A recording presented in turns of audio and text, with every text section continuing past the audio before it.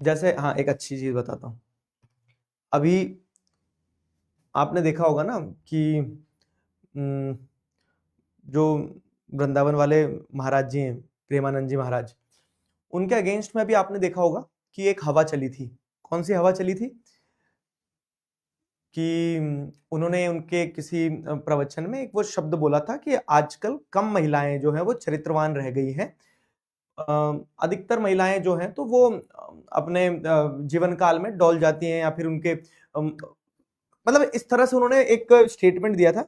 और उनका कहने का मतलब ये नहीं था कि महिलाएं खराब हो गई हैं, उनका कहने का, और वो एक पॉलिटिकल स्टेटमेंट की तरह उसको बीच में से तोड़ा गया, सिर्फ उतना ही पार्ट दिखाया गया। उन्होंने सिर्फ महिलाओं के लिए नहीं कहा था और लड़कियों के लिए नहीं कहा था, मतलब लड़कों के लिए भी था।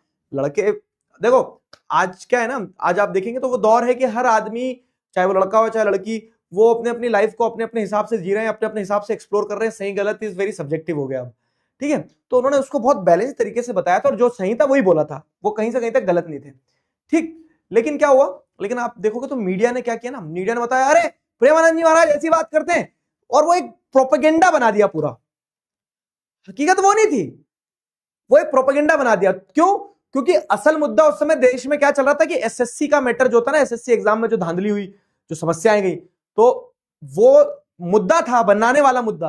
लेकिन उस मुद्दे को तुमने दबा दिया, और ये प्रेमानंद जी महाराज के उस स्टेटमेंट को उन्होंने इतना तोड़ मरोड़ के प्रोपेगेंडा बनाया। तो प्रोपेगेंडा मतलब क्या होता है, मैं तुम्हें एग्जांपल से समझा पाया शायद, कि propaganda is something which is far from reality, ठीक है। Propaganda is something which is far from reality.